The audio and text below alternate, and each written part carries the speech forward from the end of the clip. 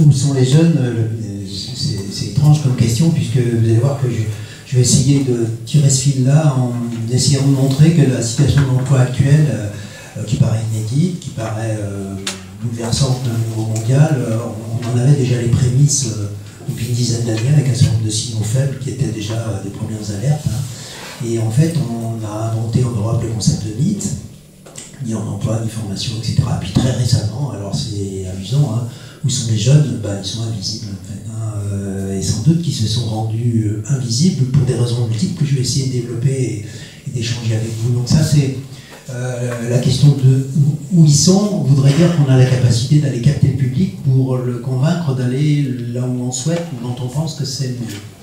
Et en fait, ce que je vais essayer de vous montrer, c'est que c'est beaucoup plus compliqué que ça et que la multiplicité des offres, notamment ces 3 dernières années, avec les moyens financiers considérables qui ont été développés au service de la formation, on n'a jamais eu autant d'argent sur les dispositifs depuis 3 ans, ne rencontre pas le public. Alors là, des dispositifs aujourd'hui qui sont totalement vides, donc il n'y a pas que la question de l'emploi qui se pose, il y a une question beaucoup plus large, alors qu'on pourrait poser en termes de confiance, hein, et qu'on peut poser en termes plutôt de défiance. Défiance d'un public par rapport au monde dans lequel on vit et peut-être aux perspectives qui lui sont offertes. Et il me semble que la question que je vais essayer de développer avec vous cette fin d'après-midi, c'est plutôt de se dire est-ce qu'on continue à faire plus de la même chose avec les résultats qu'on observe, puisque pendant longtemps on a considéré que c'était une question de moyens, et on a mis beaucoup d'argent avec des dispositifs plutôt ingénieux, avec des gens très mobilisés, etc., et on n'a pas rencontré le public. Donc est-ce que cette question c'est faire plus de la même chose, alors faire plus de contrôle social, faire plus de pression sur les professionnels, faire plus de reporting en termes de chiffres, faire plus de conditionnalité sur les propositions qu'on fait au public de jeunes, ou est-ce que c'est ce que je veux vous proposer peut-être, essayer de regarder ça d'un tout petit peu plus haut, en disant il y a une multifactorialité, il y a un nombre de causes multiples, mais est-ce qu'on agit réellement sur les causes qui sont à l'œuvre dans ces processus-là, encore une fois, qui ne sont pas que totalement inédits, qui ne sont pas juste des aspérités de l'histoire, mais qui montrent bien qu'on est dans des tendances très fortes, historiques, sur une perte de défiance. Alors, je vais y revenir un tout petit peu, mais qui ont été alors optimisés, potentialisés, amplifiés par la période Covid, et on pourrait dire aujourd'hui, on est presque dans un scénario catastrophe avec la situation économique et sociale, la guerre en Ukraine, l'inflation, etc., qui vont encore plus amplifier ces processus-là. Et je vais essayer à la fois d'essayer d'éclairer, en sachant que vous allez, et vous le savez bien, tout ça c'est extraordinairement complexe. Donc à partir du moment où on indique que c'est complexe, on risque de s'agiter ou en invoquant Dieu sait quoi, ou on risque plutôt de ne rien faire du tout. Et ce qui se passe aujourd'hui, c'est qu'on est un peu tétanisé. Juste par rapport à ce que disait Yannick, je suis aussi impliqué au niveau national dans des réflexions importantes sur la question de l'appui aux reconversions professionnelles. Il y a un groupe de travail qui va rendre son rapport dans quelques semaines. Et il y a plein d'experts dont je suis. Et en fait, ce qu'on voit très très vite aujourd'hui, c'est que personne n'est capable de faire des préconisations. Ça, c'est très frappant. C'est-à-dire, au fond, on n'est pas tellement d'accord sur les constats qu'on fait. La seule chose qu'on observe, c'est les éléments factuels. Division par 3 du nombre de candidats à l'école sanitaire et sociale, incapacité aujourd'hui du système économique et social à former, attirer le public pour l'aide à la personne. Hein. Je fais référence à un travail qu'on mène aujourd'hui sur la question de l'attractivité des métiers en tension, dans lequel on a aussi nous-mêmes un peu scotché sur la difficulté à faire bouger ces processus-là. Hein. Et sur la question des préconisations, en fait, on a l'impression qu'il faudrait encore refaire des messages en convainquant les gens qu'aller travailler c'est bien. Et que fidéliser les jeunes, ce serait utile, nécessaire. Et je vais vous montrer que si on veut fidéliser les jeunes, c'est la meilleure solution pour qu'ils s'en aillent. Et du coup, je vais essayer de traiter 2 questions. Alors j'ai fait un diaporama très savant en disant c'est 18 heures, ça ne va pas être possible en fait. Mais en même temps, il y avait 2 ou 3 choses qui me semblaient importantes de vous montrer. Je vais essayer de traiter le sujet autour de 2 points. Le premier point, c'est qu'est-ce qui se passe, en fait, quels sont les multiples facteurs à l'œuvre pour essayer de montrer qu'au fond, la difficulté de l'action publique par rapport à ça, c'est justement qu'il y a une pluralité de facteurs dont certains sont paradoxaux. Donc je vais juste essayer les nommer, peut-être qu'on pourra les mettre en discussion. Hein, et ce qui est aussi intéressant, c'est que j'étais à Orléans hier, je suis aujourd'hui en Bretagne, les réalités territoriales n'ont rien à voir les unes avec les autres. Donc, le marché économique, le marché du travail, le moyen de déplacement, etc. Donc chaque fois que vous dites quelque chose, il y a quelqu'un qui me dit oui, mais chez nous, c'est pas pareil. Et du coup, ça pose vraiment des questions d'avoir une lecture un peu claire de tous ces processus-là. Et je vais essayer de les traiter à la fois du côté des grandes transformations sociétales auxquelles on est confronté. Et elles sont majeures, elles sont vraiment majeures, elles sont spectaculaires, on n'a pas idée à quel point, en fait, on évoquait l'arrivée du métaverse et la réalité virtuelle. Je discutais au Octame des recherches sur les robots conversationnels et l'intelligence conversationnelle, et donc du coup la place des algorithmes dans la discussion humaine, etc. On est à l'aube de révolutions totalement accélérées et très perturbantes dans la relation à l'autre, tout simplement. Mais il y a quelque chose d'assez fondamental que je voudrais essayer d'exposer auprès de vous, c'est quand on interroge les jeunes, la première chose qui nous frappe, c'est pas qu'une question d'usage, c'est qu'ils n'ont pas la même relation à l'avenir et ils n'ont pas la même relation à la vie. Donc ça pose des questions d'analyse de est-ce qu'on essaye de les convaincre de venir dans le monde qui était le nôtre, ou est-ce qu'on essaie juste de comprendre qu'est-ce qui est en train de se passer et c'est quoi une vie réussie pour un jeune aujourd'hui au regard des conditions dans lesquelles on est. Et je vais juste essayer de développer ces quelques points qu'on mettra en discussion. Vous verrez que tous ces points sont polémiques. De toute façon, il y a tout le temps quelqu'un qui vous dit oui, mais c'est pas toujours vrai. Et il aura parfaitement raison. D'ailleurs, quand on dit les jeunes, déjà, c'est faux. Il y a plusieurs jeunesses qui sont pas les mêmes, etc. Donc, les amis de la mission locale le savent aussi bien que moi. Puis le deuxième point que je voudrais évoquer, et je prendrai le temps de le faire un peu, c'est de dire, bon, une fois qu'on a dit tout ça, c'est quoi les leviers sur lesquels on peut agir? Et je voudrais positionner les leviers sur trois champs un peu différents. Le premier champ, c'est puisque je suis finalement dans une invitation de la mission locale, c'est comment on accompagne le public jeune par rapport à ces questions-là. Il me semble que, voilà, je ne le développerai pas trop parce que ce n'est pas réellement le sujet, mais j'essaierai plutôt de le développer sur comment tous les acteurs du territoire peuvent réfléchir ensemble à cette question-là. Et il me semble que là, le lieu est propice, et l'environnement est propice, avec une troisième question qui est un peu un de mes chantiers aujourd'hui. Du coup, la puissance publique fait quoi par rapport à ça, hein, à part modifier les indemnisations du chômage, hein, à part mettre un ministre du plein emploi. Enfin voilà, on peut presque en rire dans certaines situations en se disant au fond on est quasiment en plein emploi et ça n'a pas forcément résolu ces questions-là. Et les questions de recrutement aujourd'hui vont être redoutables. Je vous donne juste une illustration hier. J'étais dans un hôtel d'un aéroport, etc. Et j'arrive à l'hôtel, il y avait un monde de dingue, il y avait 40 personnes pour prendre la clé, donc j'ai attendu 1 heure pour attendre ma clé, et il y avait un grand panneau dans l'hôtel en disant vous êtes impatient. Oui, tout simplement impatient. Et en fait, il y a une petite explication disant voilà, nous ne trouvons plus de personnel. Aujourd'hui, nous n'avons que 3 personnes qui sont à l'accueil. Et pour manger au restaurant, il y avait une liste d'attente avec un algorithme qui nous invitait à libérer les tables, etc. Il y avait 3 personnes qui travaillaient comme des dingues. Et en fait, donc, du coup, les gens étaient fous furieux. Les salariés étaient eux aussi fous furieux. Et la première chose qu'on a vue, c'est que le problème de la raréfaction de la main-d'œuvre dégrade la qualité du travail, dégrade, et on est dans une espèce de spirale infernale. Je dois l'évoquer parce que on voit bien que, et quand on travaille sur les services de soins à la personne, aujourd'hui, ce qui a été mon cas pendant 1 an, hein, on voit qu'à un moment donné, la tension des professionnels est telle qu'elles vont renvoyer une image négative de l'activité de travail parce qu'elles sont elles-mêmes éprouvées par des situations de travail totalement insupportables. Il y a un manager d'une entreprise de service de soins à la personne aujourd'hui, il a tellement de problèmes de recrutement et de fidélisation de ses salariés qu'il ne s'occupe même plus des gens qui sont là et du coup qui ne demandent qu'une chose, qu'à démissionner. Et je dis ça avec beaucoup de respect pour tout le monde, ça veut dire qu'on est dans des cycles, dans des processus où au fond c'est la fin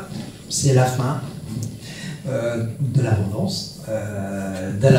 Alors, je trait d'humour pour notre président, mais c'est juste pour dire qu'on ne voit pas qu'au fond, on a vécu avec une hyper sélectivité de l'accès à l'emploi pendant des décennies. Et on est en train de vivre une bascule considérable dans laquelle les transactions sont en train de se rejouer. 4 500 000 personnes aux États-Unis ont démissionné au mois de novembre, et quasiment le même chiffre au mois de juillet. Ce qu'on appelle Big Quit, c'est-à-dire la grande démission, est un processus qui commence à arriver en France. Alors, les premiers chiffres qu'on a montrent que c'est pas réellement aussi spectaculaire que ça, qu'au fond, 80% des gens qui ont démissionné étaient en emploi 6 mois après, etc. Donc ce processus n'est pas forcément inédit. Par contre, le CDE vient de sortir une note sur le fait, elle montre que la raréfaction de la main-d'œuvre est partout dans le monde. Partout dans le monde, alors elle est croisée avec la difficulté à accéder à des ressources de type pièces détachées, etc.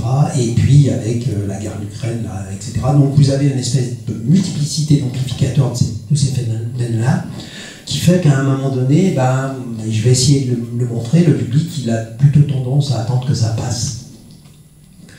Et alors là, quand vous allez lui parler de stabilité de l'emploi, alors là, vous êtes totalement incrédible. Ce n'est pas crédible. Vous allez voir que la question même de la fidélité et de la pérennité de l'emploi est quelque chose, c'est un jeune nourri quasiment né. C'est-à-dire qu'au fond, c'est quoi cette idée d'avoir une stabilité de l'emploi et d'avoir un emploi sûr, puisque rien n'est sûr. Donc la jeunesse a parfaitement intégré l'idée que l'idée d'une sûreté de l'emploi est une idée factice à laquelle il ne croit pas vraiment. Donc je n'ai pas commencé mon diaporama, en fait. Voilà.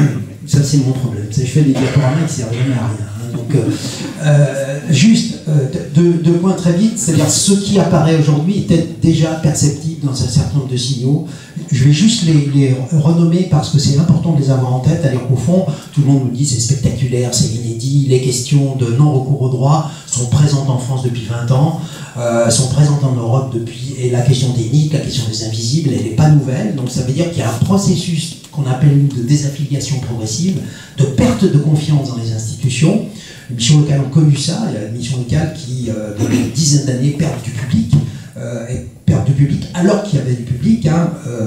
Et du coup, ça pose la question d'un public qui va, d'une certaine façon, croire de moins en moins à la possibilité du progrès. Je vais revenir à cette question aussi, c'est-à-dire qu'au fond, il y a peut-être première génération qui est en train de nous dire, attendez, le progrès, c'est ça le progrès, c'est-à-dire que progresser dans la hiérarchie, la verticalité de l'ascension sociale. J'ai un grand débat avec mes collègues partenaires sociaux qui se sont battus pendant des décennies pour dire en fait le progrès c'est augmenter d'un niveau de qualification tout au long d'une carrière, et aujourd'hui ça paraît, et ils me le disent eux-mêmes, que c'est un combat difficile à tenir parce que les parcours professionnels n'ont plus rien à voir avec ce qu'ils ont été. Donc ça pose plein de questions sur le fait que tout ça c'est pas très nouveau, mais que ça a été amplifié par un certain nombre de facteurs sur lesquels je voudrais simplement revenir dans cette première présentation. Donc ça veut dire qu'il y a plusieurs phénomènes qui sont déjà très très présents en France qu'il faut avoir en tête, c'est-à-dire que le non-recours au droit, c'est-à-dire la non-utilisation de dispositifs à son service existe depuis très très longtemps en France. On est un des pays dans lequel les moyens de formation, les moyens d'inclusion sont les plus importants en Europe. Je suis coordinateur Erasmus+, et je travaille avec d'autres pays européens qui nous envient vraiment les moyens financiers qu'on met à disposition. Et en fait, pourtant, il y a sûrement des travailleurs sociaux dans la salle, l'accès à ces ressources aujourd'hui est de plus en plus discriminant, et on voit que la reproduction sociale elle fonctionne encore, c'est-à-dire que ton origine sociale, tes droits d'accès, l'égalité, elle est toujours loin de tout ça. Plusieurs jeunesses. Ce que je voudrais signaler, qui va être quelque chose qu'on observe dans toutes les études, tous les entretiens, c'est qu'il y a un doute collectif, alors qui a été amplifié dans le Covid. Il y a un doute collectif, et je voudrais insister là-dessus, sur le lien entre s'investir dans son travail, être reconnu dans son travail, et en gros réussir sa vie. C'est-à-dire que ce doute, il est déjà en prémisse depuis une dizaine d'années, avec la question des risques psychosociaux, des soucis au travail, de la santé au travail, qui est quand même un fil rouge qu'on voit apparaître depuis une quinzaine d'années aujourd'hui en France. Par contre, la période Covid a été spectaculaire par rapport à l'amplification de ces facteurs-là. Je vous donne juste une petite anecdote. Un certain nombre de personnes qui travaillaient depuis très longtemps dans nos organisations, on leur a simplement informé que leur activité n'était pas essentielle et qu'ils ne télétravailleraient pas. Je laisse un petit silence, c'est-à-dire vous voyez juste que là, il y a des gens qui ont une espèce d'insight, tout à coup, donc j'ai sacrifié une grande partie de ma vie à un truc, il y a un petit virus là qui apparaît, etc. Et tout à coup, tout s'effondre, et en fait, mon travail est inutile. Donc, en fait, on a fait une expérience intime de quelque chose de très particulier, c'est que la valeur de mon travail est contingente aux situations dans lesquelles je suis. La qualité de mon travail n'est pas dépendante de mon travail, elle est dépendante du contexte. Je ne sais pas si vous voyez cet élément-là. Et quand on travaille avec des groupes de jeunes, alors ça, ils l'ont intégré, c'est-à-dire raconte-moi tout ce que tu veux, de toute façon, quand tu n'auras plus besoin de moi, tu me vireras, même si j'ai un CDI. C'est-à-dire s'il n'y a plus de marché, donc ils sont parfaitement intégrés ça. Donc ce qu'il faut bien avoir en tête, c'est qu'en fait, tous les modes de projection à l'avenir sont modifiés. C'est-à-dire que le premier effet de la période Covid, ça a été le raccourcissement des temporalités. En fait, l'idée même d'un projet professionnel, pour un certain nombre de publics jeunes, c'est une construction intellectuelle, une construction théorique, mais qui en fait résiste pas au réel. Ça veut dire que ce qui a été vraiment une bascule, c'est...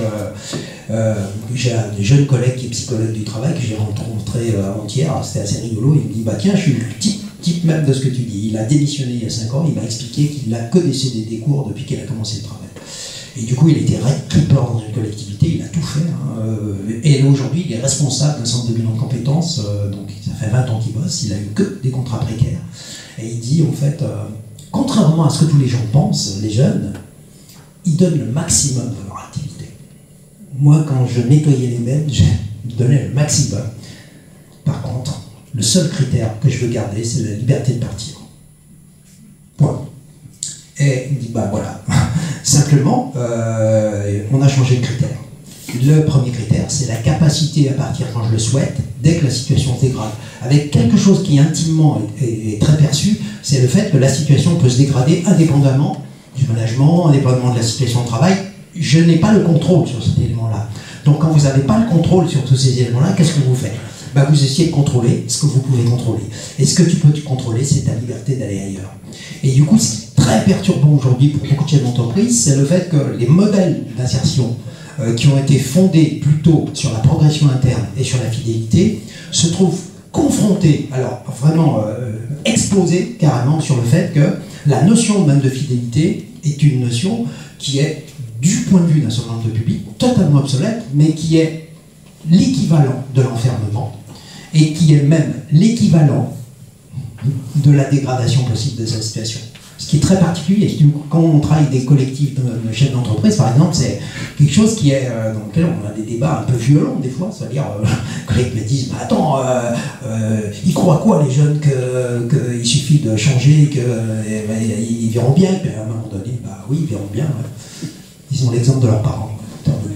Ils ont l'exemple de leurs parents, et donc du coup ça veut dire que la question même des parcours professionnels se posera plus jamais de la même manière. C'est-à-dire qu'au fond, l'idée d'un parcours professionnel linéaire, progressif, etc., du coup va d'une certaine façon, va disparaître en partie, avec une idée sans doute plus intéressante pour le public jeune. C'est l'idée, et vous verrez, je vais y revenir, c'est-à-dire qu'il y a quelque chose comme une sensibilité à la nouveauté, sensibilité à l'inédit, qui va faire que rester au même endroit est problématique. Alors, on a déjà, il y a une vingtaine d'années, des travaux en psychologie sociale très intéressants sur ce qu'on appelait les nomades. Donc les nomades étaient plutôt des cadres, des gens qui, au fond, avaient très bien compris que si on n'avait plus besoin d'eux, on les virerait, donc ils estimaient que la carrière, c'était eux qui devaient la gérer, et que du coup, ils disaient ce que je dis. C'est-à-dire, je suis... et ils choisissaient une activité, non pas parce qu'elle les intéressait, c'était rigolo quand on les interviewait, ils choisissaient une activité parce qu'elle était porteuse de développement de compétences nouvelles. Ils étaient plutôt à l'affût de trucs à apprendre. Et en fait, ce modèle-là, on l'a retrouvé chez les intermittents du spectacle comme modèle, c'est-à-dire en fait faire plein de choses pour essayer d'avoir des heures, etc. Et en fait, c'est un comportement de beaucoup de jeunes aujourd'hui qui vont par exemple partir un an en Erasmus, ils vont faire une activité dans une collectivité, tu leur proposes un contrat, ils vont passer le concours pour être intégrés, et puis à ce moment-là, ils se barrent pour aller faire autre chose parce qu'ils partent un an à l'étranger, puis ils vont se marier, etc. etc. Alors, est-ce que c'est anecdotique ou est-ce que c'est récurrent? Aujourd'hui, on peut quasiment nommer les principes sur lesquels on va s'appuyer, qui sont extrêmement intéressants parce que d'une certaine façon, il y a une espèce de polarité qu'il faut bien comprendre. Ce qui était, au fond, ce qui nous intéressait le plus, va être ce qu'ils vont le plus détester. Je le dis de manière caricaturale, à mon âge, maintenant je peux me permettre. Ça veut dire que, d'ailleurs c'est rigolo quand quelqu'un de mon âge parle des jeunes. Voilà, et je voudrais vous montrer ces deux polarités-là parce que je reviendrai dans mes diapos après. Je vais juste essayer de les développer un peu et de les illustrer. C'est-à-dire que la première polarité sur laquelle on est, nous, on pensait le long terme, c'est-à-dire un projet professionnel est fondé sur des temporalités plutôt longues, avec une idée très simple, c'est qu'il faut d'abord construire le but, et une fois que tu as le but, tu vas avoir le plan. Vous voyez l'idée? C'est-à-dire qu'en fait, tu fais un bilan de compétences, 24 heures, tu transpires, et puis tu as défini le but, après tu fais un plan d'action et ça va le faire. Donc on est dans une idée très simple du fait que tu peux contrôler le futur, et une fois que tu sais ce que tu veux faire vraiment, tu considères qu'il faut y aller. C'est-à-dire que c'est l'idée même de la planification qui est aujourd'hui invalidée par tout l'environnement dans lequel on est. Tous les jours, il y a un nouveau truc qui nous amène à penser que ce qu'on a pensé qu'il allait se passer ne va pas se passer. Ou que le contraire. C'est-à-dire qu'il y a plein de gens qui nous disent Poutine, le nucléaire, il va faire, il va pas faire, etc. Tout le monde, toute la sainte journée, nous raconte des trucs sur le fait qu'en fait, personne ne sait rien de rien. Donc l'incertitude devenant une norme, ce qu'il faut bien entendre et bien comprendre, c'est que la première réponse stratégique que tu vas avoir, c'est que tu vas raccourcir les temporalités et que tu vas naviguer à vue. Et la navigation à vue n'est pas... On a beaucoup reproché à l'état de naviguer à vue. C'est drôle pour moi, parce que je fais des guides méthodologiques pour naviguer à vue. Alors, je suis dans un lieu marine quand même. Et quand je dis naviguer à vue, vous voyez de quoi je parle. Quand la mer est démontée, quand il y a beaucoup de brouillard, tu as intérêt à savoir faire. Donc la question de naviguer à vue t'oblige à raccourcir les temporalités. Et vous allez voir à quel point ça, c'est un débat central. Si vous avez un adolescent, par exemple, et là, il y a quelques Parcoursup à la fin de l'année, et là, vous lui dites, qu'est-ce que tu veux faire plus tard? Et là, qu'est-ce que tu veux faire plus tard? On verra, quoi. Et non, dans Parcoursup, il faut absolument dire quelque chose. Et vous allez vite voir que le débat qu'on va avoir avec un ado Parcoursup, c'est qu'à la fin, il va dire à son père, écoute, je veux faire ça. Comme ça, le père est tranquille. Par contre, dans la réalité, c'est fictif. C'est-à-dire, au fond, il pense fondamentalement, on verra. Or, l'idée qu'on verra est une réponse pertinente, est une idée qui choque. Sauf que c'est la seule réponse pertinente. Quand c'est incertain, la seule réponse pertinente, c'est regarder ce qui se passe et adopter les comportements adéquats. Donc du coup, c'est pour ça que je fais cette métaphore-là. La deuxième chose, c'est que l'idée de la stabilité par rapport à l'idée du mouvement. Alors là, quand on interviewe des jeunes, par exemple, alors quel que soit le niveau de qualification, la première chose qui nous frappe, c'est qu'ils s'emmerdent très vite. Donc du coup, dès que la situation est trop stable, dès que la situation est pérenne, ils ont vite le sentiment, au fond, soit d'une perte de quelque chose, etc. Donc la vie doit être plus intense. Donc si vous avez encore une fois des adhésions, c'est très intéressant à étudier, c'est-à-dire c'est l'idée que chaque fois qu'il y a quelque chose d'inédit, chaque fois qu'il y a quelque chose de nouveau, immédiatement vous allez créer de la mobilisation. C'est comme ça que Netflix a gagné de l'argent, c'est comme ça qu'ils mobilisent notre attention, en mettant en permanence un flux d'informations inédites nouvelles, sachant que l'addiction de cette jeunesse-là, c'est l'addiction au nouveau. Donc tout ce qui est ça, tout ce qui est pérenne, devient quelque chose qui est d'une certaine façon critiquable. Alors, je caricature pour vous montrer qu'il y a deux polarités qui sont très intéressantes à observer, c'est-à-dire au fond, si tu considères que le mouvement devient la norme et devient un enjeu par rapport au travail, vous bousculez complètement la relation au travail et cette transaction nouvelle qui va se nouer. Alors du coup, ça va devenir intéressant parce que vous l'avez compris, le marché du travail étant ce qu'il est aujourd'hui, qu'est-ce qui se passe? Il se passe une chose très simple.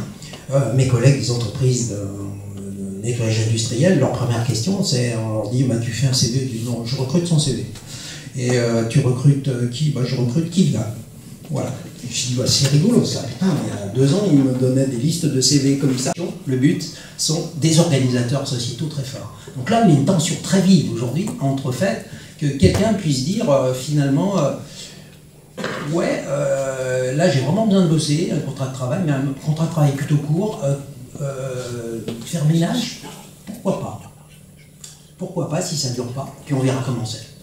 C'est-à-dire que quand j'ai travaillé, par exemple, ce qui m'a frappé quand on a voulu travailler sur le prestige social des activités de soins à la personne, la première chose qui nous a fasciné, c'est que ça faisait quasiment 10 ans qu'on mettait des millions en techniques de communication pour convaincre les gens que c'est des métiers formidables. Pour être confronté à la situation du grand âge aujourd'hui, je pense que c'est effectivement des métiers formidables, mais c'est pas comme ça qu'on va arriver à convaincre les gens. Donc on voit bien que sur les 10 dernières années, tout le travail qu'on a fait sur l'attractivité des métiers n'a pas servi à grand chose.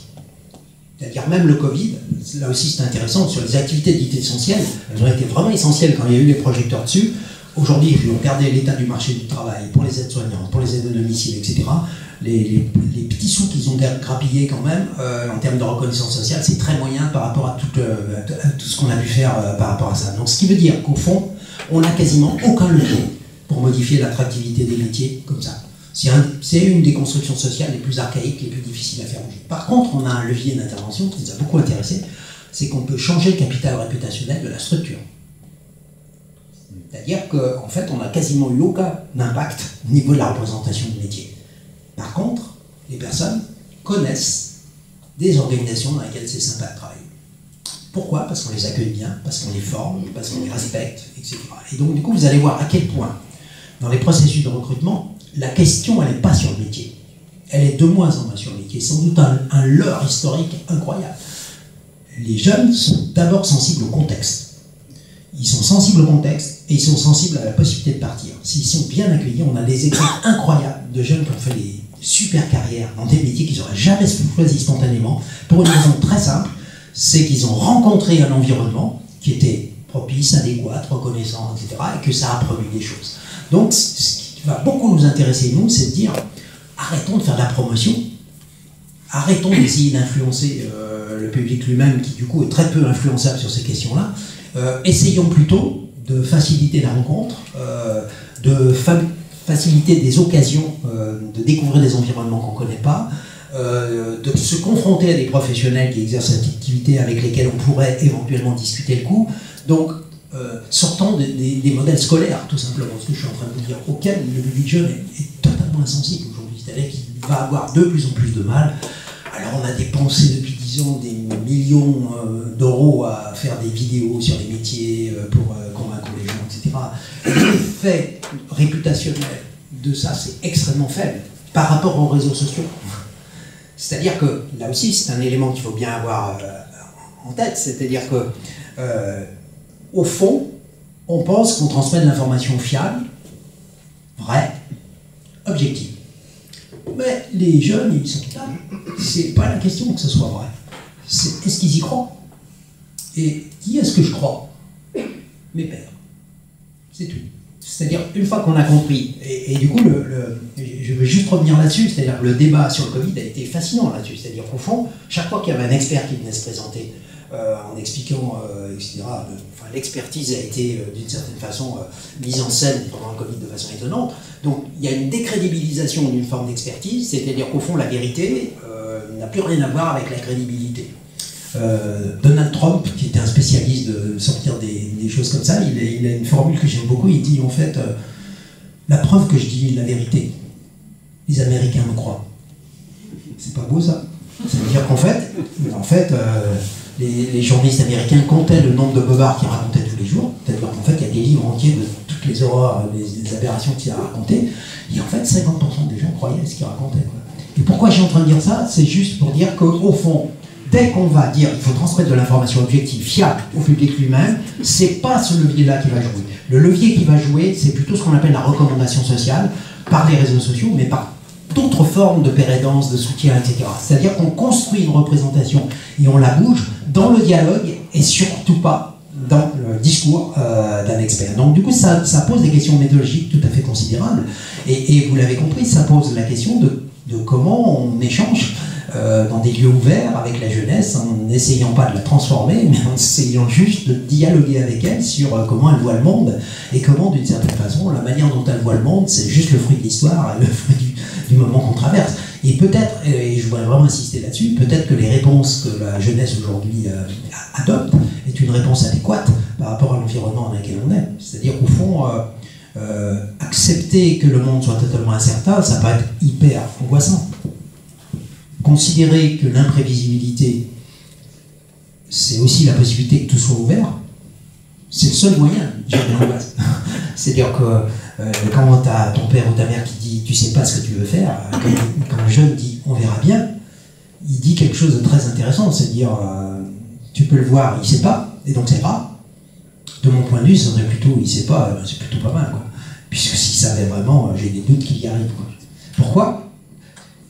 Vous n'avez pas idée du nombre d'aléas dans les parcours professionnels des personnes. Quand on interviewe des personnes aujourd'hui, il y en a à peu près 2 sur 10 qui ont fait un truc qu'ils pensaient faire. La plupart des professionnels exercent une activité totalement aléatoire, hasardeuse, par le fruit des rencontres, des parcours, etc. Donc ce qui produit les parcours, c'est les parcours.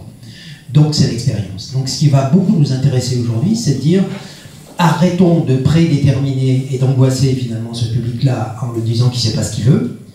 Il ne sait pas ce qu'il veut, c'est pas forcément grave en tant que tel, il le découvrira en le faisant. Et du coup, ça nous ramène à quelque chose qui est extrêmement important dans peut-être... j'ai encore un peu de temps, je me tourne vers toi, Yannick. Ouais. Oui, c'est-à-dire, c'est pas précis. Qu'est-ce que tu m'as dit? 25 minutes. Ah ouais, j'ai encore 25 minutes. Moi, j'ai encore 43 pages. Non, parce que je vais revenir en arrière, en fait. Hein. Donc,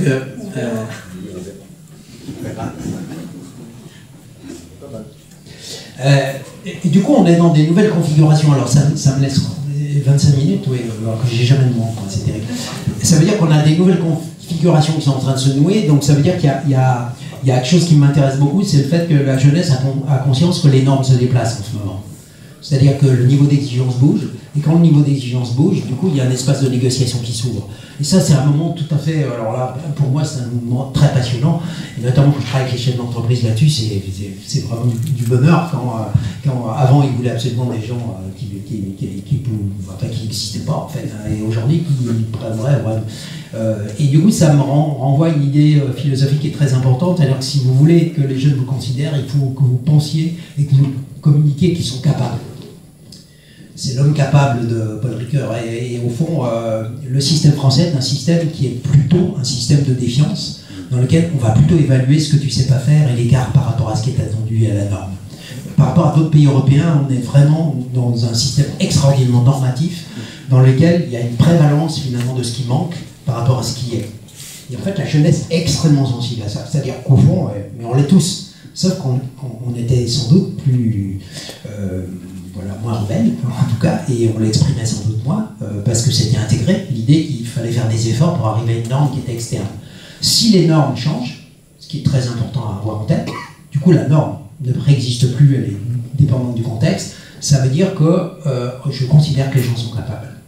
Si les gens sont capables, je ne m'intéresse pas aux compétences qu'ils doivent développer, mais je m'intéresse plutôt aux contextes qui vont permettre de développer les compétences qui sont les leurs. Alors c'est un grand débat qu'on a aujourd'hui dans notamment avec mes collègues québécois, c'est-à-dire ils disent en fait le seul enjeu c'est que les contextes soient facilitants.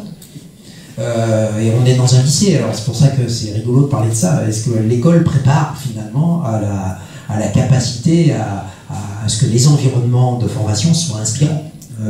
Est-ce qu'ils valorisent plutôt les ressources des personnes ou l'acquisition de connaissances? Vous voyez, je le laisse en débat, mais c'est un vrai sujet. Si on considère que finalement le défi de l'entreprise c'est pas fidéliser des personnes, mais les rencontrer, elle a un vrai rôle à jouer dans la capacité à construire des environnements qui seront propices pour le public lui-même. Et du coup, là aussi, cette bascule est très importante parce qu'elle renvoie au fait qu'il y a une co-responsabilité pour que ça fonctionne. Et cette responsabilité, bien sûr, elle peut être du côté du jeune, mais regardons l'histoire. Hein. J'ai participé à l'aventure des missions locales, je ne sais plus en quelle année, 1980, c'est ça, 82, je ne sais plus. Putain, ça me rajeunit pas ça. C'était rigolo, quand on regarde depuis 40 ans le débat sur l'employabilité, les efforts sont toujours du côté du public. Toujours. Ça aussi, c'est très intéressant, la Commission européenne vient de dire, toutes les politiques d'employabilité ont échoué. Pourquoi? Elles ont échoué parce qu'en fait, les seuls qui négocient, c'est le public. Les autres en face, ils négocient jamais. Et en fait, ce qui est très intéressant dans ce qui est en train de se jouer, donc du coup, quand on va débattre, par exemple, sur le concept de capacité développé par l'Europe aujourd'hui, c'est l'idée qu'il y a une transaction à nouer et que tout le monde, sur un territoire, peut essayer d'imaginer les conditions qui seront plus propices pour que le public fasse le job, apprenne le job, reste le temps qui est nécessaire, etc. Donc il y a une reconfiguration de ces espaces-là qui est tout à fait intéressante et qui est sans doute une des seules réponses qu'on va pouvoir trouver collectivement pour que le public vienne. Et vous comprenez, c'est pas qu'il vienne et qu'il reste, et que je le capte, c'est intégrer l'idée qu'il partira. Et alors ça, c'est une petite révolution pour l'entreprise. Je dis à mes collègues chez l'entreprise, je suis moi-même chez l'entreprise, vous intégrez l'idée que les gens vont partir et que c'est plutôt une bonne nouvelle, puisque les vies seront plutôt des vies riches et ouvertes. Par contre, pendant ce temps-là, et là, mon collègue Foussic me dit ça tout le temps, pendant ce temps-là, on va apprendre des tas de choses, et moi, je donnerai le meilleur de moi-même dans cette activité-là. Si on s'appuie sur cette règle très simple, les conditions sont propices pour que les gens finalement rendent le service et que du coup il n'y ait pas de dégradation de la qualité du travail, parce que ce que j'ai dit en préambule quand même, c'est quelque chose de très puissant. C'est que plus on met de la norme élevée, plus on dégrade la situation de travail, plus on augmente la probabilité que les gens démissionnent. Vous l'avez compris, on est dans un dispositif, quand vous avez 4 500 000 personnes qui démissionnent en un mois, c'est quand même avec des gens qui se filment sur les réseaux sociaux en disant je ne suis pas un esclave, ça dit quelque chose. Alors, qu'est-ce qu'il y a de comparable avec les jeunes des écoles d'agro qui, lors de la remise des diplômes, disent qu'ils ne veulent pas finalement une société dans laquelle ils vont être, dégrader l'environnement, mais est-ce qu'il y a des choses communes? Oui, il y a des choses communes. Les choses communes, c'est j'ai pas envie de faire n'importe quoi et j'ai pas envie de ne pas être partie prenante de l'environnement dans lequel je suis. Donc il y a quelque chose qui va être très important dans cette nouvelle transaction, c'est qu'on a tous une responsabilité, tous là, les jeunes, les conseillers, les élus, les partenaires sociaux, le territoire, pour remettre de la délibération autour de cette question-là et arrêter de vouloir transformer les gens. C'est-à-dire que ce qui est très agaçant depuis 30 ans, c'est qu'on passe notre temps à vouloir que les personnes adoptent les comportements qui nous paraissent les plus adéquats. C'est une erreur, c'est-à-dire que c'est une erreur, ça ne marchera jamais. Le public ne cédera pas sur cette question-là. Il n'adoptera pas les comportements attendus parce que l'environnement montre que ces comportements attendus, ils sont dépendants du contexte. Donc ça, c'est quelque chose qui a été amplifié dans l'environnement dans lequel on est. C'est-à-dire cette nouvelle transaction, elle redonne de la liberté aux salariés, par exemple, hein, qui peut dire à un moment donné, je débat dans une organisation en ce moment où ils sont terrifiés à l'idée que les meilleurs s'en aillent, quoi. Mais c'est un truc de fou, quoi. C'est-à-dire que comment je pourrais faire pour le retenir, etc. On n'a jamais vu ça depuis 10 ans. C'est quelque chose de très nouveau. Et pour l'entreprise, elle est uniquement dans la question de retenir la personne qui ne part pas. Et on voit bien que si on n'est que dans cette question-là, ça ne va pas résoudre le problème. Donc ça veut dire qu'il se joue quelque chose dans la relation de travail qui est définitivement modifiée. Donc ces nouvelles transactions, elles supposent de porter une attention différente. Alors, certains diraient les conditions de travail, moi je vais parler du contexte de travail. Et que le contexte de travail, d'une certaine façon, il soit respectueux, reconnaissant, et quel que soit l'environnement de travail dans lequel on est. C'est-à-dire que le Covid a montré quand même qu'un certain nombre de salariés vivaient un déficit de reconnaissance. Et alors ça, c'est vraiment quelque chose qui nous frappe beaucoup chez le public jeune aujourd'hui, c'est-à-dire, en fait, le contenu de l'activité n'est pas forcément décisif dans son investissement. Par contre, son rapport à la fois au bien commun, son rapport au collectif, à la coopération, et le sentiment d'être bien, tout simplement, le sentiment d'avoir du plaisir de travailler avec des collègues, c'est des critères qui sont décisifs aujourd'hui. Ils sont décisifs. Alors quand on travaille par exemple sur les apprentis avec des collègues chefs d'entreprise, c'est compliqué d'arriver à comprendre que non, c'est pas si tu lui fais décharger des camions pendant 3 jours, il y a des chances quand même que même à la fin de la première matinée, ils sont partis, quoi. Et on dit, attends, il va faire comment quand il sera chef d'entreprise s'il n'accepte pas d'en baver un peu? Oui, sauf que c'est pas tout à fait comme ça que ça va jouer, quoi. Là, c'est pas un salarié compétent que tu veux, c'est un salarié obéissant. Donc, c'est pas la même chose. Et voilà, je serais en train de vous dire que c'est la fin de l'obéissance. Bah oui, les médecins font des ordonnances, les gens achètent les médicaments, les prennent pas, enfin voilà, donc l'État nous demande de nous vacciner, il y a un paquet qui ne veulent pas se vacciner, etc. Quand je dis que c'est la fin de l'obéissance, sociétalement, on a un certain nombre de manifestations très importantes, très significatives, sur plein de plans de la société, sur le fait que cette normalisation excessive, d'une certaine façon, les jeunes n'en veulent plus, et le public en général n'en veut plus aussi.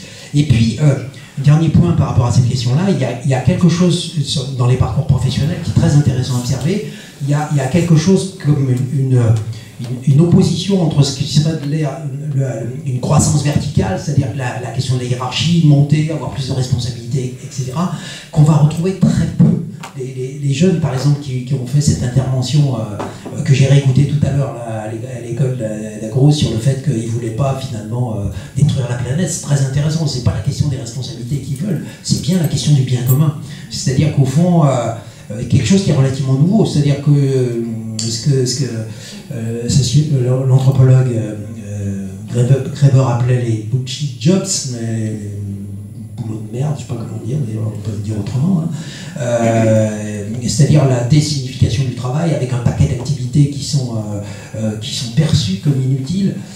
Il y a une émission de France Culture la semaine dernière sur l'évolution du travail qui est très très sidérante. Il y a 8 jeunes qui sont interviewés. Alors jeunes, ils ont entre 20 et 40 ans. Et il y a un jeune codeur d'ailleurs qui explique comment il a quitté son entreprise parce qu'il faisait des codes qui faisaient qu'alimenter le reporting pour les actionnaires.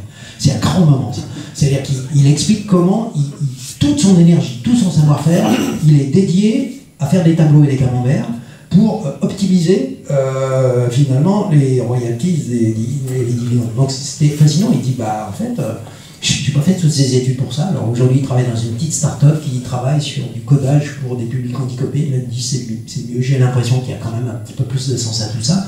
Alors ça, pendant très longtemps on a considéré que le sens du travail c'était pour les nantis, les gens cultivés, etc. Alors ce qu'on découvre aujourd'hui c'est que c'est pas vrai du tout. Enfin, les jeunes en mission locale, ils sont aussi sensibles à la question de la mer, à la question de la pollution, etc. Donc cette question du bien commun, elle est très intéressante parce qu'elle va reposer la question de comment on va construire collectivement quelque chose dans lequel j'ai l'impression de faire société.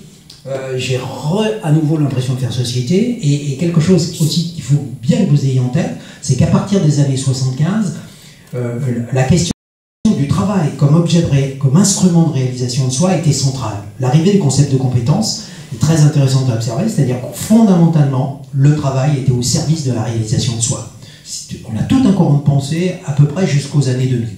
Et puis, à partir des années 2000, pression sur le travail, etc., on a commencé à avoir des événements où on a vu que le surinvestissement ne produisait pas des effets de reconnaissance à la hauteur, et plus surtout, ça pouvait détériorer la santé. Ce qui est très clair aujourd'hui, c'est que le travail n'est plus un instrument de réalisation de soi, il n'est qu'un élément de mon rapport à la vie, et la question de la qualité de la vie. Alors les recruteurs, par exemple, avec qui je bosse aujourd'hui, c'est très étonnant, ils disent, le mec il rentre en entretien, et il commence à parler des RTT et du salaire.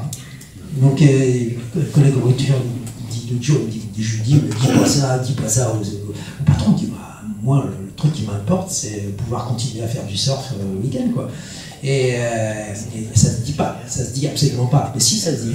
Et en fait ce qui est très étonnant, c'est qualifié pas qualifié, les gens vont dire non, je ne me sacrifierai pas pour mon travail pour aspirer à une réussite ultérieure qui serait Dieu sait quoi.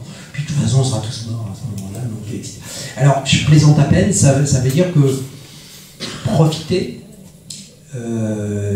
être au service de causes qui me tiennent à cœur, et puis vivre des expériences multiples, m'ouvrir, être curieux, avoir du plaisir, etc., sont des données qui étaient interdites dans le monde du travail, c'est-à-dire qui étaient quasiment impossibles à verbaliser. Ce qui est très étonnant depuis 2 ans, c'est que le public va les formuler. Alors, encore une fois, j'ai dit dès le départ en préambule qu'il y avait plusieurs jeunesses. La situation actuelle ne profite pas à tout le monde, et tu l'as dit Yannick, c'est-à-dire qu'il y a aussi des gens pour qui le moment est très très compliqué. Moi j'accompagne aujourd'hui les équipes de l'ACPEC sur les demandeurs d'emploi 4 longue durée, des gens qui sont demandeurs d'emploi depuis 24 mois, et c'est encore plus dur dans ce moment-là pour eux, parce que justement le marché du travail est au beau fixe carrément, et quand tu ne trouves pas du travail à 45 ans, et dans ce contexte-là, vraiment ton environnement te pourrit sur le fait que, effectivement, comment tu te débrouilles, quoi. Donc là aussi, il faut faire attention à ce qu'on dit, c'est-à-dire que cette progressivité, elle ne sert pas à tout le monde, et il y a une forme de vulnérabilité nouvelle pour les gens, une forme de surprécarité en fait pour un certain nombre de publics, qui est aussi une réflexion qu'on doit avoir aujourd'hui sur le fait de comment les accompagner pour qu'ils ne se récupèrent pas la responsabilité intégrale de tout ça. Chez les cadres, par exemple, l'âge en France est vraiment un critère où des entreprises ont des stratégies de jeunisme absolu, et donc du coup le fait que tu aies une compétence n'est plus un enjeu pour pouvoir trouver du travail, c'est simplement le fait qu'on est senior à des âges très variés, mais en France on est senior très tôt, en fait. Je sais pas, 35, 40, je plaisante. Alors ça c'était tout ce que vous n'aurez pas droit là tout de suite, parce qu'il y a l'apéritif après, donc vous allez me détester si je fais ça. Alors, juste pour terminer, je voudrais vraiment discuter avec vous, et plutôt, j'aurais eu plein de choses à dire, mais en même temps c'est trop tard. Puis, voilà. Vous lirez mon article sur la grande émission si vous êtes intéressé. Juste, quand on travaille sur les leviers d'action, quand on travaille avec les politiques publiques, on travaille avec les partenaires sociaux, on est très frappé aujourd'hui de voir qu'on a juste l'impression qu'il faut intensifier ce qu'on a fait, quoi. Et en fait, le risque majeur, c'est de faire plus de la même chose. C'est-à-dire mettre plus de pression, mettre plus de conditionnalité, créer plus de dispositifs, créer plus de catégories de jeunes, faire plus de contrats, etc. Et on voit bien aujourd'hui que mettre plus d'argent, etc., que ça n'a pas produit les effets attendus, qu'on est sur quelque chose qui est une lame de fond qui est beaucoup plus sociétale que lié au public jeune lui-même. Je ne l'ai pas dit, mais dans le Big Quit et la grande démission, on a un paquet de gens de plus de 55 ans qui se sont barrés aussi. Hein. C'est-à-dire des gens qui ont décidé qu'ils avaient assez travaillé et que ça suffisait, quoi. Notamment dans les pays anglo-saxons, c'est très frappant. Hein. C'est-à-dire que donc du coup, c'est aussi un rapport au travail comme élément central de la vie qui a été réinterrogé par rapport à tout ça.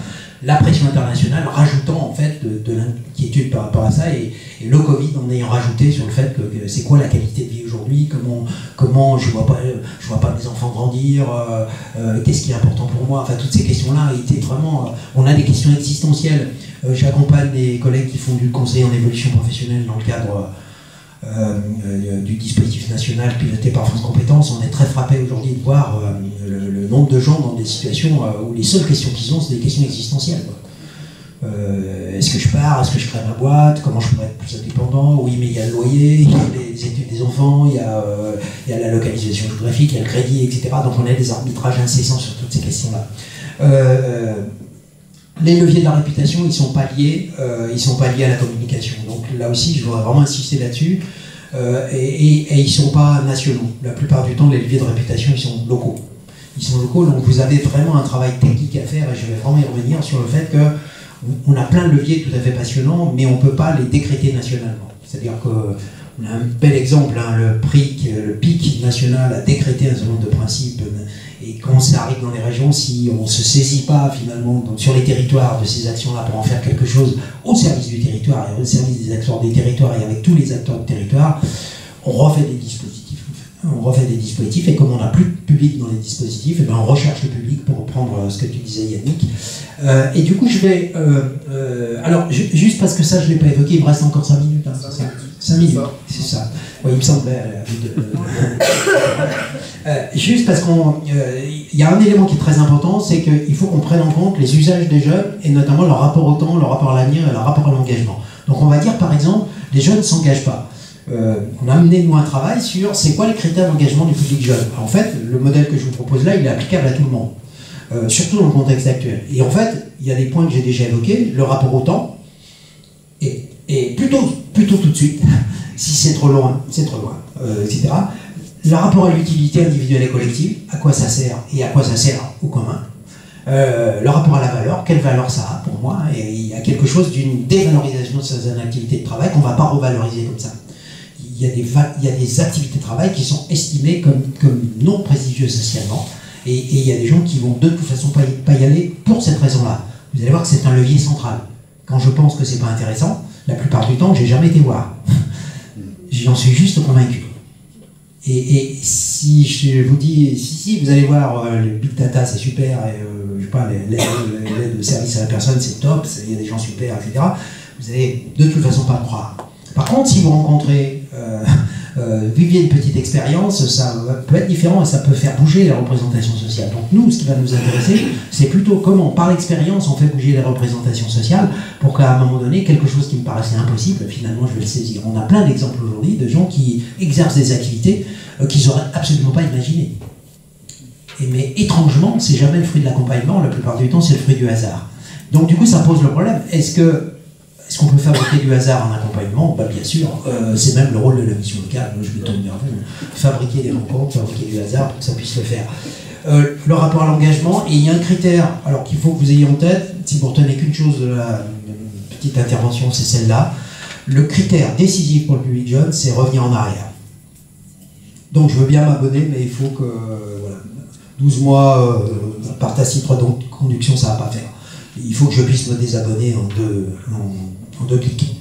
Donc ça veut dire que le rapport à l'engagement, il est, alors les Amazon, tout ça, ils ont bien compris, hein, Canal+ n'a pas compris, hein, mais ça veut dire que le rapport au processus d'engagement, c'est la réversibilité comme critère. Amazon est devenu maître du monde quand ils ont facilité le rendu des produits. C'est très intéressant à observer, c'est-à-dire qu'ils ont étudié tous les travaux de psychologie sociale sur les processus d'engagement, ils en sont arrivés au point que en fait, ce qui était important, c'est non seulement que les gens achètent, mais comme ils allaient changer d'avis, c'est qu'ils aient le sentiment qu'ils pouvaient rendre. C'était même pas qu'ils rendaient, en fait. Hein. C'était le sentiment qu'ils pouvaient rendre. Le sentiment de la réversibilité est plus important que la réversibilité réelle. C'est pour ça que quand les gens vivent maritalement et qu'ils se mettent à se marier, c'est là qu'ils divorcent, en fait. Hein. Donc, ça, c'était juste pour en plus, c'est vrai. C'est terrifiant. mon fils voulait se marier, je dis c'est une mauvaise idée ça. Préparer un divorce, une pension alimentaire, c'est vraiment une mauvaise idée. Et juste pour terminer là-dessus, et peut-être qu'on aura l'occasion d'en échanger, c'est-à-dire qu'on essaie de fabriquer, de se dire quelles sont les réponses. Les réponses, elles sont aussi pédagogiques, c'est-à-dire qu'il y a des choses à faire. Or, ce qui va intéresser le public, c'est vivre des expériences. Il veut plus d'école, il veut plus qu'on lui fasse la morale, il veut plus des entretiens sans fin dans un bureau. Il veut vivre des expériences, et si ces expériences sont un peu intenses, si elles sont coopératives, s'il apprend des choses, s'il fait des rencontres un peu inédites, s'il joue, s'il fait un escape game comme demain, etc., vous allez produire des choses qui sont de la rencontre, et en produisant de la rencontre, vous produisez des choses. Donc il me semble que c'est très important. Un deuxième élément, c'est que les pratiques vont être de plus en plus opportunistes. Donc si on veut qu'il y ait des opportunités possibles, il faut qu'il y ait des occasions possibles. Donc ça veut dire que collectivement, on doit imaginer un territoire comme étant source d'opportunités et source d'occasions. Autrement, les gens vont rester dans leur représentation sociale, et plus vous êtes en difficulté, plus vous fermez les portes et les fenêtres. Donc on a un vrai enjeu aujourd'hui de développer la curiosité de tous les publics et de multiplier les interactions avec l'hypothèse que la probabilité qu'il se passe que ça matche soit élevée, puisque le nombre de rencontres est augmenté. Alors juste, voilà, 100% des gagnants avaient joué. Et oui, si tu joues jamais, ça ne reste pas de gagner. J'avais ça dans mon bureau quand j'étais conseiller, donc ça faisait rire les gens. Avec des jeunes parties prenantes, les jeunes en ont marre d'être assis, de faire ce que vous avez fait très gentiment depuis une heure. On était écoutez, ça va être compliqué pour eux. Et les entretiens longs dans un bureau, ça devient difficile. Hein. Dans l'émission locale, on a de plus en plus de jeunes qui préfèrent les entretiens collectifs plutôt que l'entretien dans un bureau en face à face avec la chaise, machin. Il faut que ça bouge un peu, il faut qu'on discute le coup, etc. etc. Et alors dans des environnements inspirants, l'amphi, par exemple, avec les tables scellées au sol, c'est le type même d'un environnement pas flexible. Voilà, je pense à Concarneau et au Fab Lab, par exemple, les lieux inspirants, c'est des lieux un peu bordéliques, un peu chaotiques. C'était pas bordélique, t'exagères. C'est en construction. C'est justement ça, c'est des lieux vivants, hein, c'est-à-dire que du coup, tu peux les occuper. Tu sais, c'est les ZAD d'aujourd'hui, c'est-à-dire tu peux les occuper, c'est-à-dire y mettre du tien. Les lieux comme ça, c'est hyper dur pour y mettre du tien, parce que dès que tu mets, il y a quelqu'un qui va les effacer, puis en plus tu peux pas les enlever. C'est mon ami Denis Christol, il dit en fait, la caractéristique d'un lieu pas inspirant, c'est que les tables sont scellées au sol. Je suis bien, là, je l'ai sous les yeux. Et puis, dernier point, pour laisser ouvrir la discussion, peut-être qu'on a imaginé des pratiques à la fois plus créatives et plus coopératives. Et on est quand même dans des systèmes d'accompagnement très normatifs aujourd'hui en France, et je trouve que depuis 2 ans l'État du GFP en premier est très sensible, suite à la garantie jeune d'ailleurs, à plein de choses qui ont été faites qui étaient plutôt des chemins de traverse pour sensibiliser le public à des choses qui, si on le fait de manière scolaire, vont pas fonctionner. Puis un dernier point, je dis toujours c'est un dernier point en fait, c'est dire en fait les jeunes nous renvoient l'idée qu'on est défiant et méfiant. Et que, en fait, le seul moyen, c'est la confiance. Et c'est Michele Marzano qui a une jolie formule, il dit « La confiance est une trace d'humanité. Son résultat n'est jamais garanti. » Merci beaucoup. Il y a une revitalisation aujourd'hui de l'idée que, en fait, la ressource est toujours accessible. La ressource est toujours accessible et disponible tout le temps. Donc, quand est-ce que je vais la retenir? Je vais la retenir quand j'en aurai besoin. Parce que je pourrais l'incorporer dans un processus qui va faire fonctionner un logiciel par exemple, mais on a fait ça en Guyane sur les mobylettes. Pour faire fonctionner ma mobylette, avoir des notions de carburation, etc., n'a d'intérêt que si j'en vois l'usage. Donc il y a quelque chose en termes de valeur qui est extrêmement intéressant, c'est une espèce de mise à distance de tout ce qui est trop théorique, parce que le smartphone c'est l'accès à la ressource, donc mon cerveau délègue à la ressource, j'ai pas besoin de retenir, puisque je peux accéder. Par contre, faire, c'est indispensable. Et il me semble que ça, c'est une vraie révolution pédagogique. Alors, on en est loin, mais alors, on va perdre du public, à mon avis, parce qu'on ne mobilise pas les modalités pédagogiques et expérientielles suffisamment. Alors, quand on va en Scandinavie, j'étais en Suède il n'y a pas longtemps, en Finlande, par exemple, ce qui nous fascine, c'est quand même, il n'y a plus de programme scolaire, il n'y a plus de contrôle d'enseignants, il y a des gamins partout, tout est ouvert, etc. Et ils font tout le temps. Ils sont tout le temps en train de faire. Et au score, c'est bizarre, ils sont les premiers de la planète. C'est juste pour dire que on a un mythe du savoir académique qu'il nous faudra décliner dans les situations de travail. Et c'est peut-être la première génération qui s'insurge. Je ne sais pas si vous avez des enfants au collège, par exemple. Moi, j'ai des petites filles au collège. Putain, le temps est long. Hein. 7 heures avec Vercingétorix, c'est compliqué. Et puis le soir, quand je fais des bois, je me dis putain, c'est dur. Je dis c'est quand ça finit l'école? 16 ans. Je me moque, hein. Mais c'est juste l'idée que dans les valeurs, il y a quelque chose d'un rapport à l'expérience qui est central. On a plein de stocks de connaissances partout, il y a des flux permanents, pourquoi on s'embêterait à retenir des choses? Alors ça renvoie à des travaux cognitifs très importants, c'est-à-dire les jeunes aujourd'hui, enfin je l'évoque dans le diaporama parce que ça intéresse, sont plutôt dans le flux et pas du tout dans le stock. C'est-à-dire que l'information est un flux permanent, donc j'y accède, je l'apprends, je la saisis, et en fait le mécanisme cognitif qui est derrière, qui est très difficile à comprendre pour nous, c'est la dispersion. Or, ma génération est une société qui focalise. Fais qu'une chose à la fois. Centre-toi sur ce que tu fais. Tu dis ça à un gamin de 5 ans aujourd'hui qui apprend cette leçon, ça va être dur. Parce qu'il ne peut apprendre que s'il fait plusieurs choses en même temps. Alors avec plein de conséquences qui sont multiples, c'est que tu fais jamais les choses totalement convenablement, mais c'est pas grave du tout parce que tu es tout le temps dans l'activité. Je refais mes conférences à chaque question. Ah c'est ça, tu réponds de 1 minute et puis il faut que tu mettes le chrono. Hein. Ouais. Je voudrais savoir si vous pensez que la situation dans laquelle on est arrivé actuellement, c'est dû au passage d'une société industrielle à une société de services, et qu'on continue à appliquer les recettes d'une société industrielle à la société de services. Alors, à la fois oui et à la fois non. C'est-à-dire que je pense qu'on applique des modes de pensée à une société qui est liée à la production, à la croissance. Et on est passé d'une société de services. Aujourd'hui, on est dans une société dématérialisée. Donc, pour moi, c'est la troisième révolution. C'est-à-dire qu'on est dans quelque chose qui est ce qu'on appelle la société liquide, que Bauman appelle la société liquide, c'est-à-dire qu'on est dans une permanence floutée. Donc, une société floutée. Alors, ce qui va faire, si vous regardez les travaux sur la société industrielle, elle produit des normes, elle produit des plans, et elle définit des buts dans lesquels elle organise des étapes. La société dématérialisée et la société liquide, c'est une société où tu ajustes et tu régules tout le temps. Donc ça veut dire que par exemple, quand vous créez un plan, par exemple le responsable d'un plan, c'est très surprenant pour moi, c'est une société qui est incapable de planifier. D'ailleurs on a bien vu, est-ce qu'on est capable de planifier quand viendra le Covid? Voilà, la question tombe d'elle-même. Ça veut dire qu'au fond, les individus aujourd'hui sont beaucoup plus agiles que les organisations.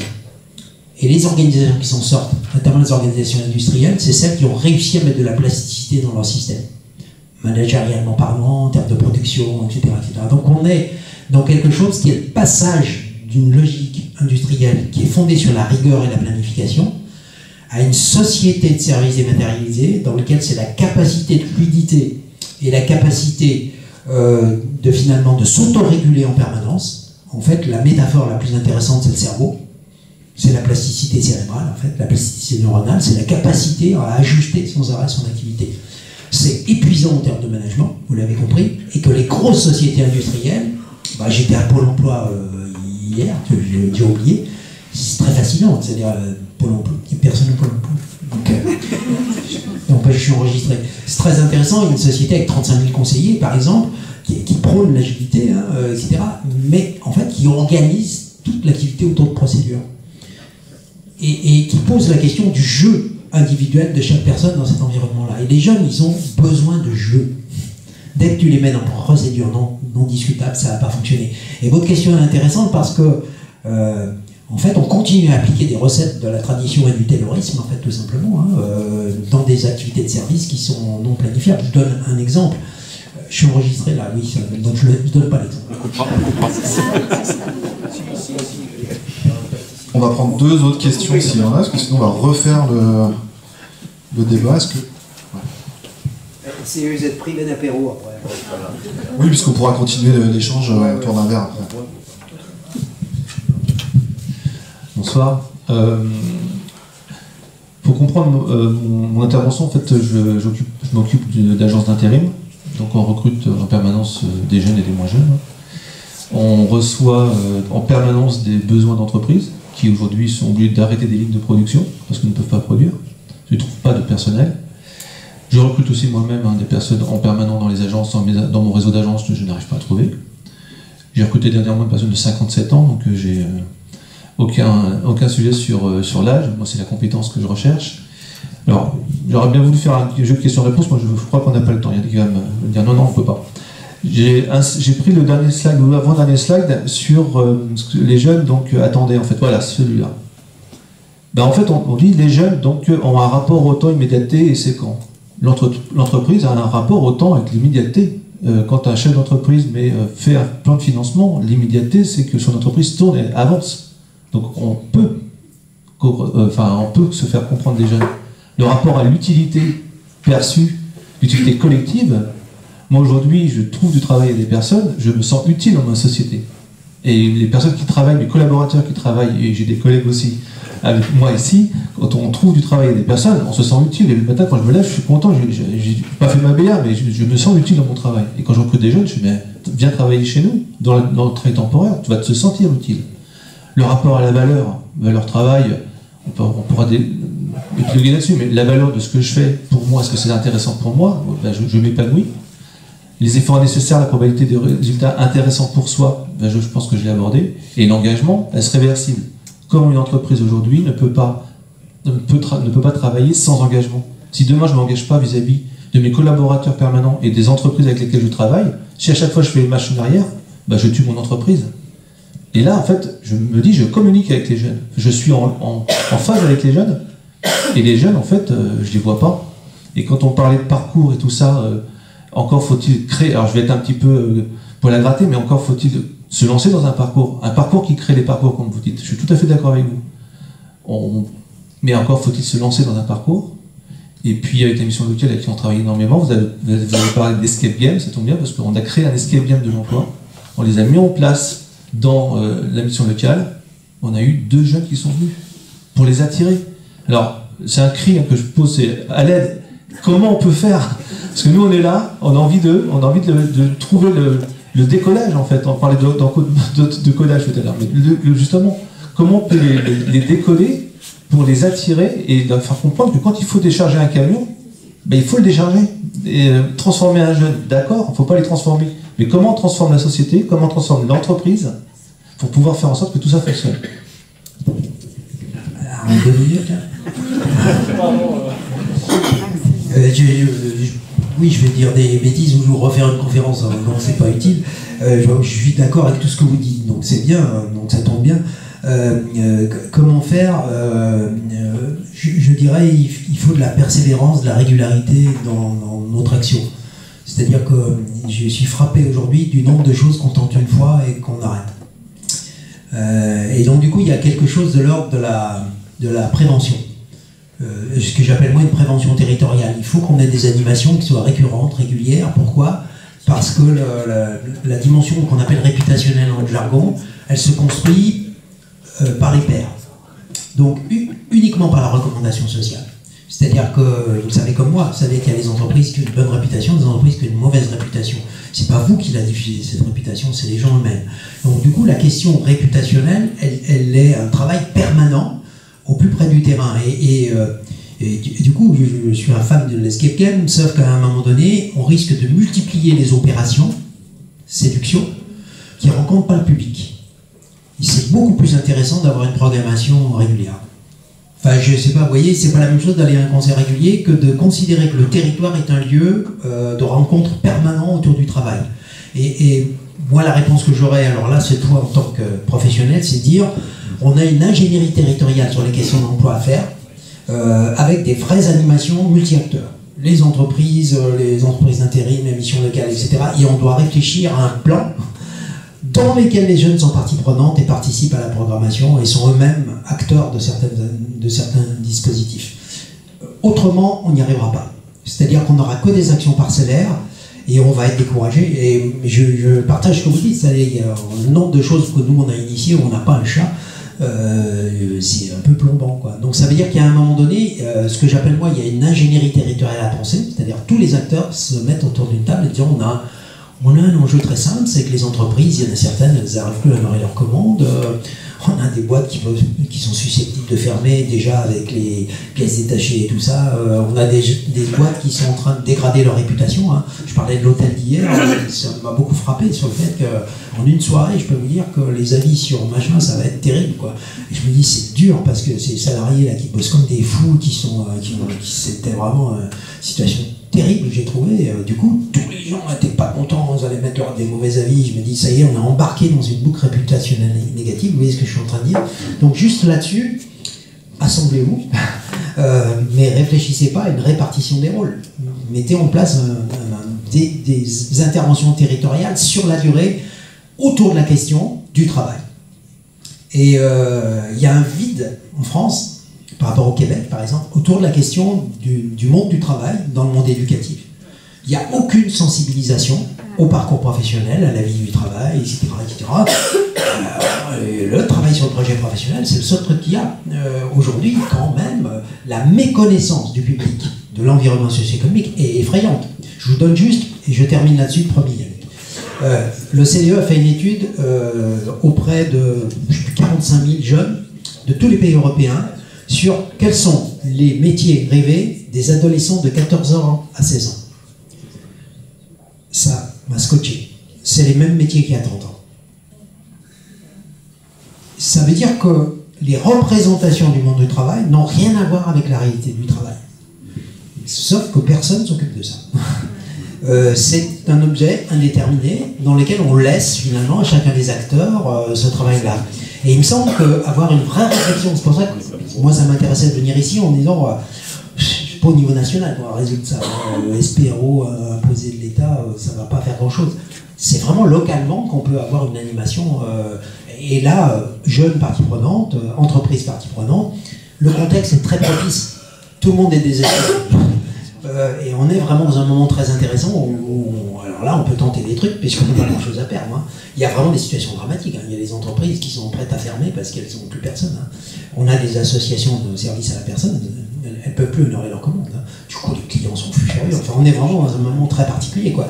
Et je ne crois pas qu'on peut le traiter verticalement et on ne peut pas que le traiter sur les jeunes.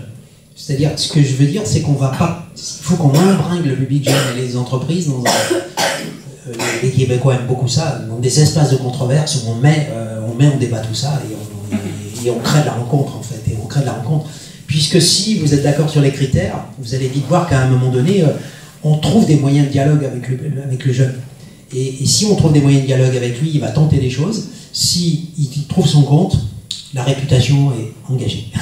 Les processus, on a augmenté le capital réputationnel des associations de services à la personne en quelques mois, en changeant des organisations internes. Vous voyez, c'est juste ça. C'est-à-dire que c'est pas non plus des trucs invraisemblables à faire, c'est parfois des petites choses qu'on peut imaginer. Oui, excuse-moi, je suis là. Sinon c'est reparti. On va s'arrêter là pour ce soir. Il y avait une autre question.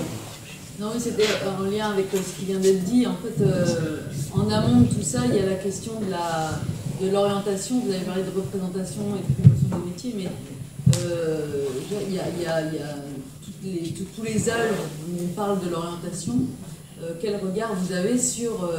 vous y avez partiellement répondu en employant le mot catastrophique, mais quel regard vous avez sur justement ces moments d'orientation et la manière dont on construit les projections à des collégiens, à des jeunes lycéens qui se cherchent encore. Et là, effectivement, il y a un décalage entre la manière dont on parle des métiers, la manière dont on parle si on prend la particularité territoriale, les besoins qu'on a sur le territoire, où en fait, en termes d'orientation, moi j'ai un peu le sentiment qu'on pense la même chose un peu partout et que dans le discours, on ne s'adapte pas en fait aux besoins des entreprises du secteur ou à l'échelle régionale. Donc voilà, sur tout ce qui est en amont, c'était aussi... et avant tout ça, je voulais vous remercier parce que c'était passionnant. 2 minutes de réponse. 2 minutes. 2 minutes. Alors juste une réponse en forme de pirouette. Ma première expérience professionnelle, c'est conseiller d'orientation professionnelle. J'ai fait 18 ans dans les services et je sais pourquoi je les ai quittés. Voilà. Je suis enregistré là, oui, tant pis. J'ai des ennemis de plus. Peut-être 2 points. Le premier, c'est que ce qui est problématique, c'est le fait que l'orientation est tout le temps centrée sur la question des métiers. Jamais sur la question des contextes, et jamais sur la question des parcours, et jamais sur la question des personnes. Donc ça veut dire que si on me demandait aujourd'hui de réfléchir à la question de l'orientation, je dirais oublier avec l'information sur les métiers. Arrêtez avec ça. Arrêtez avec ça. Ça ne va pas nous intéresser. Ce qui va nous intéresser, c'est créer du dialogue en fait entre des organisations de travail, des salariés, des postes de travail, etc., des adolescents, etc., pour que les représentations puissent se dialoguer en fait. Autrement, on amplifie les représentations, ce qu'on appelle les représentations limitées.